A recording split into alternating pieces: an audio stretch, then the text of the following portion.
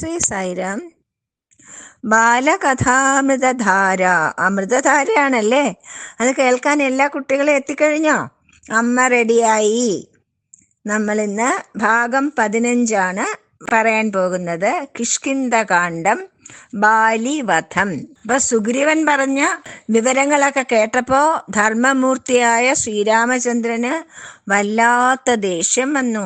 എത്ര അധർമ്മമാണ് ബാലി ചെയ്തത് എന്ന് മനസ്സിലാക്കിയിട്ട്, അതുകൊണ്ട് ബാലി ശിക്ഷാർഹനാണ് എന്ന് തന്നെ ശ്രീരാമദേവൻ തീരുമാനിച്ചു. കാരണം ഭഗവാൻ എന്തിനാണ് അവതരിച്ചിരിക്കുന്നത്?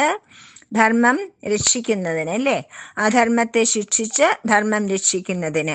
അതുകൊണ്ട് സുഗ്രീവനോട് പറഞ്ഞു, നീ പോയി കിഷ്കിന്ധയിൽ ചെന്ന് ബാലിയെ യുദ്ധത്തിന് വെല്ലുവിളിക്കൂ എന്ന് പറഞ്ഞു. ദ്വന്ദ്വയുദ്ധമാണ് കേട്ടോ, അല്ലാതെ സൈന്യസമേതമുള്ള യുദ്ധമല്ല. ദ്വന്ദ്വയുദ്ധത്തിന് 2 പേര് മാത്രം, അതിനുള്ള യുദ്ധത്തിന് വെല്ലുവിളിക്കാൻ പറഞ്ഞു.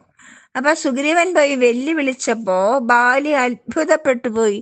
ഇവൻ എന്താണ് ഇത്രയും കാലം മറഞ്ഞിരുന്നിട്ട് ഇപ്പോ വന്ന് എന്നെ വെല്ലുവിളിക്കുന്നത് എന്ന് തോന്നി. പക്ഷെ എന്നാലും ബാലിയല്ലേ, വെല്ലുവിളിച്ചാൽ കേൾക്കണമല്ലോ. പെട്ടെന്ന് തന്നെ യുദ്ധം ചെയ്യാനായിട്ട് പോയി. ശ്രീരാമചന്ദ്രനും ലക്ഷ്മണനും ബാക്കിയുള്ളവരും വലിയ മരങ്ങളുടെ പുറകിൽ ഒളിച്ചു നിന്നു. അവരെ ബാലി കാണുന്നില്ല കേട്ടോ. അപ്പൊ സുഗ്രീവനും ബാലിയും കൂടെ ഘോരമായിട്ടുള്ള യുദ്ധം, ദ്വന്ദ്വയുദ്ധമാണ്. ഗുസ്തി ആയുധങ്ങളൊന്നുമില്ല, കൈകൊണ്ടാണ്. അങ്ങനെ 2 പേരും കൂടെ ഭയങ്കരമായിട്ട് യുദ്ധം ചെയ്ത് 2 പേരുടെ ദേഹത്തും ചോര വാർന്നൊഴുകണു. 2 പേരെയും കണ്ടാൽ തിരിച്ചറിയാൻ വയ്യ. 2 പേരെയും കണ്ടാൽ ഒരുപോലെ ഇരിക്കും. ഒരു സഹോദരന്മാരാണ്, വാനരന്മാരാണ്, കണ്ടാൽ ഒരുപോലെ ഇരിക്കും. അതുകൊണ്ട് ശ്രീരാമചന്ദ്രൻ വിചാരിച്ചു, ഞാനിപ്പോ അമ്പയച്ചാൽ സുഗ്രീവന് കൊണ്ടാലോ. അതുകൊണ്ട് ഭഗവാൻ എന്ത് ചെയ്തു? ബാണം അയക്കില്ല. അതിശക്തനായ ബാലിയുടെ താടനങ്ങൾ, അതായത് അടികൾ കൊണ്ട് സുഗ്രീവൻ തളർന്ന് രക്തം ശ്രദ്ധിക്കാൻ തുടങ്ങി. അപ്പോഴത്തേക്കും സുഗ്രീവന് പേടിയായി, മരിച്ചു പോകുമോ എന്ന്. അതുകൊണ്ട് പേടിച്ച് ഋഷ്യമുഖാചലത്തിലേക്ക് ഓടിപ്പോകുന്നു. അപ്പോൾ ശ്രീരാമചന്ദ്രനും ലക്ഷ്മണനും ഹനുമാനും ബാക്കിയുള്ളവരും കൂടെ മലയുടെ മുകളിലേക്ക് ചെന്നു. അപ്പോഴത്തേക്കും സുഗ്രീവൻ ഭയങ്കര സങ്കടത്തോടുകൂടി പറഞ്ഞു, ശ്രീരാമചന്ദ്ര, എന്നെ പറ്റിക്കുകയായിരുന്നോ? എന്നെ കൊല്ലുവാനാണോ അങ്ങ് നോക്കുന്നത്?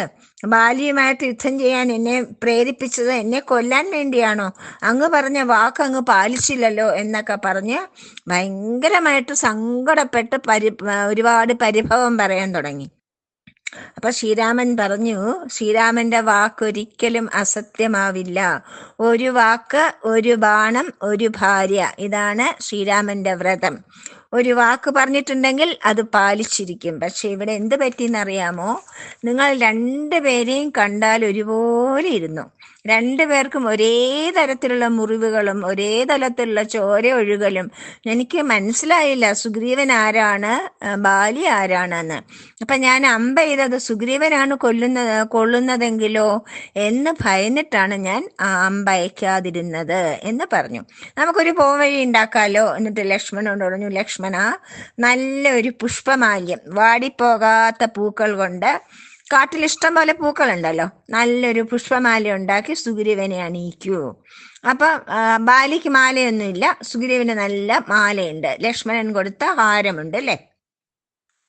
അപ്പൊ എനിക്ക് കണ്ടാൽ മനസ്സിലാവും സുഗ്രീവനെ. അതുകൊണ്ട് നമുക്ക് വീണ്ടും വെല്ലുവിളിക്കാൻ പറഞ്ഞു. വീണ്ടും കിഷ്കിന്ധയിൽ പോയി ബാലിയെ സുഗ്രീവൻ വെല്ലുവിളിക്കുന്നു. അപ്പൊ ബാലി കുപിതനാകും. അത് കൊള്ളാമല്ലോ, ഇവൻ എന്താണ് ഇത്ര വലിയ ധൈര്യം എന്നോട് പോരാടാനായിട്ട്? പേടിച്ചോടിപ്പോയവനല്ലേ എന്നൊക്കെ പറഞ്ഞ് ബാലി യുദ്ധം ചെയ്യാനായിട്ട് പോകുമ്പം താര, വളരെ ബുദ്ധിമതിയും അതിസുന്ദരിയുമാണ് താര. താരയ്ക്ക് നല്ല വിവേകമുണ്ട്, വിവേചന ശക്തിയുണ്ട്. അതുകൊണ്ട് താര പറഞ്ഞു, തീർച്ചയായിട്ടും അങ്ങ് യുദ്ധം ചെയ്യാൻ പോവരുത്. ദുർബലനായ സുഗ്രീവൻ അങ്ങയോട്, അത്ര ശക്തനായ അങ്ങയോട് രണ്ടാമതും എതിരിടാൻ വരുന്നുണ്ടെങ്കിൽ അതിൻ്റെ അർത്ഥം എന്താണ്? തീർച്ചയായിട്ടും അദ്ദേഹത്തിന് വളരെ പ്രബലനായ ഒരു ഫ്രണ്ട്, ഒരു സുഹൃത്ത് കൂടെ ഉണ്ട്. അതുകൊണ്ട് അങ്ങ് പോവരുതേ എന്ന് പറഞ്ഞു. മാത്രമല്ല, നമ്മളുടെ മകനായ അംഗദൻ ഇന്ന് കാട്ടിൽ പോയപ്പോൾ ഒരു വാർത്ത അറിഞ്ഞു. ദശരഥപുത്രനായ ശ്രീരാമനും ലക്ഷ്മണനും സുഗ്രീവന്റെ അടുത്ത് താമസിക്കുന്നുവെന്നും ബാലിയെ വധിക്കാമെന്ന് ശ്രീരാമൻ സുഗ്രീവന് വാക്ക് കൊടുത്തിട്ടുണ്ട് എന്നും ഒരു വാർത്ത കേട്ടു. ശ്രീരാമൻ ഭഗവാനാണ് അങ്ങ്, അതുകൊണ്ട് യുദ്ധത്തിന് പോകരുതേ എന്ന് താര കരഞ്ഞു പറയും. പക്ഷെ ബാലി പറഞ്ഞു, അയ്യേ, നിന്നെ പോലെ സ്ത്രീയാണോ ഞാൻ? ഞാൻ പുരുഷനാണ്, ഞാനൊരു വലിയ പോരാളിയാണ്. എന്നോട് ഒരാൾ വെല്ലുവിളിച്ചാൽ ഒളിച്ചിരിക്കലല്ല എൻ്റെ ജോലി. ഞാൻ തീർച്ചയായിട്ടും യുദ്ധം ചെയ്യും. മാത്രമല്ല, ഞാൻ ശ്രീരാമഭക്തനാണ്. ശ്രീരാമൻ ശ്രീമൻ നാരായണന്റെ അവതാരമാണെന്ന് എനിക്കറിയാം. ഞാൻ അദ്ദേഹത്തെ ആരാധിക്കുന്ന ആളാണ്. അദ്ദേഹത്തിന് എന്നോട് എന്തിനാണ് വിരോധം? അദ്ദേഹത്തിന് എന്നോട് വിരോധമില്ല, പിന്നെ എന്തിനാണ് എന്നെ കൊല്ലുന്നത്? അതുകൊണ്ട് നീ ഇങ്ങനത്തെ മണ്ടത്തരങ്ങളൊന്നും പറയല്ലേ താര, ഒന്നും മിണ്ടാതിരിക്കെ. ഞാൻ പോകട്ടെ, ഞാൻ പോയിട്ട് യുദ്ധം ചെയ്ത് അവനെ തോൽപ്പിച്ചിട്ട് വരാം എന്ന് പറഞ്ഞു. അങ്ങനെ ബാലി യുദ്ധത്തിന് പോയി. രണ്ടുപേരും തമ്മിൽ അതിഭയങ്കരമായ ദ്വന്ദ്വയുദ്ധം തുടങ്ങി. വീണ്ടും ബാലിയും സുഗ്രീവനും തമ്മിൽ യുദ്ധം ചെയ്യുമ്പോൾ ബാലി സുഗ്രീവന് ഒരുപാട് അടികളൊക്കെ കൊടുക്കും. ബാലിയാണ് കൂടുതൽ ശക്തൻ. പക്ഷേ മാലയുള്ളത് കൊണ്ട് ഭഗവാന് സുഗ്രീവനെ തിരിച്ചറിയാൻ പറ്റി. അതുകൊണ്ട് ശ്രീരാമചന്ദ്രൻ എന്തു ചെയ്തു? ഒരു വൃക്ഷത്തിന്റെ പുറകിൽ മറഞ്ഞു നിന്നുകൊണ്ട് ബാലിയുടെ നേരെ അമ്പയച്ചു. ബാലിയുടെ നെഞ്ചിൽ തന്നെ ശ്രീരാമ ബാണം തറച്ചു. അപ്പോൾ ബാലി താഴെ വീഴുന്നു. ബാലി താഴെ വീണ ഉടൻ തന്നെ ശ്രീരാമചന്ദ്രൻ വന്ന് ബാലിയുടെ മുമ്പിൽ നിൽക്കുന്നു. അപ്പോൾ കോദണ്ഡപാണിയായ, അതായത് അമ്പം വില്ലുമൊക്കെ അണിഞ്ഞ അതിസുന്ദര രൂപനായ ശ്രീരാമചന്ദ്രനെ മുമ്പിൽ കണ്ടപ്പോൾ ബാലി ചോദിച്ചു, ഭഗവാനെ, ഞാൻ അങ്ങയോട് എന്ത് തെറ്റാണ് ചെയ്തത്? വാനരന്മാർക്ക് വിധിച്ചിട്ടുള്ള തെറ്റു മാത്രമല്ലേ ഞാൻ ചെയ്തിട്ടുള്ളൂ, പിന്നെ എന്തിനാണ് എന്നെ കൊല്ലുന്നത് എന്ന് ചോദിച്ചു. അപ്പോ ഭഗവാൻ പറഞ്ഞു, നീ വാനരനാണെങ്കിലും നീ വാനരനെ പോലെ അല്ല. നിനക്ക് നല്ല വിവേചന ശക്തിയും ബുദ്ധിയും വിവേകവുമുണ്ട്. എന്നിട്ടും നീ തെറ്റ് ചെയ്തു, അധർമ്മം ചെയ്തു.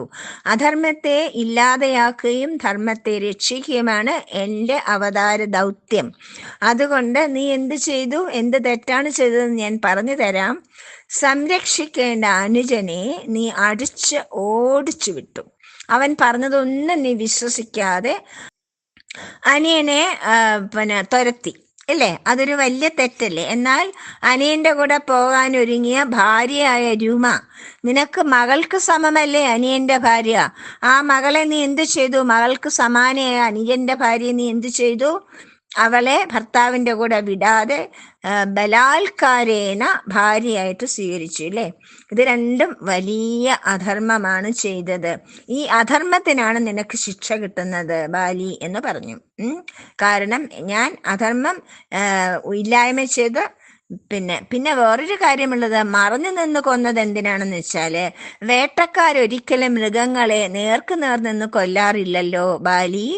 മൃഗങ്ങളെ കൊല്ലുന്നത് എപ്പോഴും മറഞ്ഞു നിന്നിട്ടല്ലേ? അതുകൊണ്ടാണ് ഞാൻ ഒരു മരത്തിന്റെ പുറകിൽ നിന്ന് ബാണമെയ്ത് നിന്നെ കൊല്ലാനായിട്ട് ബാണം അയച്ചത് എന്ന് പറഞ്ഞു. എന്നിട്ട് ശ്രീരാമൻ ഒരു അനുഗ്രഹം കൊടുക്കുകയാണ് ബാലിക്ക്. ബാലിയോട് പറഞ്ഞു, ബാലി ദേവേന്ദ്രപുത്രനാണ്, വളരെ ശ്രേഷ്ഠനാണ് ബാലി. അതുകൊണ്ട് തന്നെ പറഞ്ഞു, ബാലി, നിന്റെ എല്ലാ പാപങ്ങളും തീർന്നു. കാരണം എൻ്റെ അമ്പ് കൊണ്ട് നിന്റെ രക്തം ഒഴുകിയ നേരത്ത് നിന്റെ എല്ലാ പാപങ്ങളും തീർന്നു. അതുകൊണ്ട് നിനക്ക് വേണമെങ്കിൽ ഞാൻ ജീവൻ തിരികെ നൽകാം, നിനക്ക് ജീവിച്ചിരിക്കാം എന്ന് പറഞ്ഞു, രാജാവാകാം എന്ന് പറഞ്ഞു. അപ്പോൾ ബാലി പറഞ്ഞു, വേണ്ട സ്വാമി, ഈ ജന്മത്തില് ഇങ്ങനൊരു ഭാഗ്യം എനിക്ക് കിട്ടിയില്ലേ? അതായത് ഭഗവാന്റെ കൈകൊണ്ട് മരിക്കുക എന്നുള്ള ഭാഗ്യം എത്ര പേർക്കാണ് ലഭിക്കുക? അതും ഭഗവാനെ മുന്നിൽ കണ്ടുകൊണ്ട്, ഭഗവാനെ നോക്കിക്കൊണ്ട് എൻ്റെ ജീവൻ വെടിയുവാൻ എനിക്കൊരവസരം ഇനി ഉണ്ടായി എന്ന് വരില്ല. അതുകൊണ്ട് വേണ്ട, ഞാൻ ഇപ്പോൾ എൻ്റെ ജീവിതം അവസാനിപ്പിക്കുന്നു. ഭഗവാൻ ദയവായിട്ട് എൻ്റെ അമ്പ് വലിച്ചൂരണം. അങ്ങ് എൻ്റെ പത്നിയായ താരയെയും എൻ്റെ മകനായ അങ്കദനെയും രക്ഷിക്കണം എന്ന് മാത്രം പറഞ്ഞിട്ട് ബാലി മൃതിയടഞ്ഞു. ബാലി മൃതിയടഞ്ഞെങ്കിൽ എന്തുണ്ടായി? ബാലിയുടെ ആത്മാവ് ശ്രീരാമചന്ദ്രനിൽ പോയി ലയിച്ചു. അത് തന്നെ ഉണ്ടായത്. അങ്ങനെ ബാലിക്ക് മോക്ഷം ലഭിക്കും. ഈ സമയത്ത് എന്ത് പറ്റുന്നു? ബാലി മരിച്ച വിവരം അറിഞ്ഞുകൊണ്ട് താര നെഞ്ചത്തടിച്ചു കരഞ്ഞുകൊണ്ട് ഓടി വരികയാണ്. അപ്പൊ ശ്രീരാമൻ ചോദിച്ചു, താര, നീ വളരെ വിവേകശാലിയും ബുദ്ധിമതിയുമല്ലേ? മരണം അനിവാര്യമല്ലേ? മരിക്കണ്ടേ ജനിച്ചാൽ? അധർമ്മം ചെയ്താൽ ശിക്ഷ കിട്ടണ്ടേ? അതുകൊണ്ട് നീ എന്തിനാണ് ഇങ്ങനെ വിലപിക്കുന്നത് എന്ന് പറഞ്ഞ് താരയ്ക്ക് ഭഗവാൻ തത്വോപദേശങ്ങൾ നൽകും. അത് കേട്ടപ്പോൾ താരയ്ക്ക് സമാധാനമായി. അംഗദനെ സുഗ്രീവനെ ഏൽപ്പിച്ചിട്ട് ഭഗവാൻ പറഞ്ഞു, അംഗദനെ സ്വന്തം മകനെ പോലെ നീ നോക്കിക്കോളണം, അംഗദനെ യുവരാജാവും ആക്കണം എന്ന് പറഞ്ഞു. എന്നിട്ട് ലക്ഷ്മണനോടും ഹനുമാനോടും ബാക്കി 3 മന്ത്രിമാരോടും പറഞ്ഞു, നിങ്ങൾ എല്ലാവരുമായിട്ട് കിഷ്കിന്ധ രാജ്യത്തിൽ പ്രവേശിക്കണം. ബാലിക്ക് വേണ്ട വിധത്തിൽ ബാലിയുടെ ശവശരീരം വളരെ ശ്രേഷ്ഠമായ രീതിയിൽ ദഹിപ്പിക്കുവാനുള്ള ഏർപ്പാടുകളൊക്കെ ചെയ്യണം. അതിനുശേഷം എല്ലാ പൗരജനങ്ങളോടും പറഞ്ഞുകൊണ്ട് എല്ലാവരുടെയും സാന്നിധ്യത്തിൽ സുഗ്രീവനെ കിഷ്കിന്ധയിലെ രാജാവായിട്ട് അഭിഷേകം ചെയ്യണം. അപ്പൊ സുഗ്രീവൻ പറഞ്ഞു, ശ്രീരാമചന്ദ്ര അങ്ങ് വരില്ലേ കിഷ്കിന്ധയില്, എന്നെ അങ്ങ് അഭിഷേകം ചെയ്യില്ലേ എന്ന് ചോദിച്ചു. അപ്പൊ ശ്രീരാമൻ പറഞ്ഞു, ഇല്ല, എൻ്റെ പിതാവിൻ്റെ സത്യം പാലിക്കാനായിട്ട് ഞാൻ 14 വർഷം ഒരു ഗ്രാമത്തിൽ പോലും ഞാൻ പ്രവേശിക്കില്ല, ഒരു തരത്തിലുള്ള ആഘോഷങ്ങളിലും പങ്കെടുക്കില്ല, ഒരു തരത്തിലുള്ള ഭക്ഷണങ്ങളും നഗരങ്ങളിലും ഗ്രാമങ്ങളിലും ഉണ്ടാക്കുന്ന ഭക്ഷണങ്ങളൊന്നും ഞാൻ കഴിക്കില്ല. കാട്ടിൽ താമസിക്കും, കാട്ടിലെ ഭക്ഷണം മാത്രം കഴിക്കും. അതുകൊണ്ട് ലക്ഷ്മണൻ വരും എനിക്ക് പകരം എന്ന് പറഞ്ഞിട്ട് അവിടെ പോയി വളരെ കേമമായ രീതിയിൽ, ആൾക്കാർക്കൊക്കെ സുഗ്രീവനെ വളരെ ഇഷ്ടമാണ്, വാനരന്മാർക്കല്ലേ. സുഗ്രീവൻ വളരെ ശ്രേഷ്ഠനായ ഒരു പയ്യനാണ്. അതുകൊണ്ട് തന്നെ സുഗ്രീവനെ വളരെ ഇഷ്ടമായതുകൊണ്ട് വളരെ കേമമായിട്ട് സുഗ്രീവന്റെ കിരീടധാരണം ചെയ്ത് സുഗ്രീവനെ രാജാവുമാക്കി, അംഗദനെ യുവരാജാവും ആക്കി അഭിഷേകം ചെയ്തു. അങ്ങനെ ഭഗവാൻ താൻ നൽകിയ വാക്ക് സുഗ്രീവനോട് പറഞ്ഞു, ഞാൻ ബാലിയെ വധിച്ച് നിന്നെ രാജാവാക്കും എന്ന വാക്ക് ഭഗവാൻ പാലിച്ചു. ഇനി സുഗ്രീവന്റെ വാക്ക് എങ്ങനെയാണ് പാലിക്കുന്നത് എന്ന് നമുക്ക് നോക്കാം അടുത്ത എപ്പിസോഡിൽ. ശരി, സായിരാം.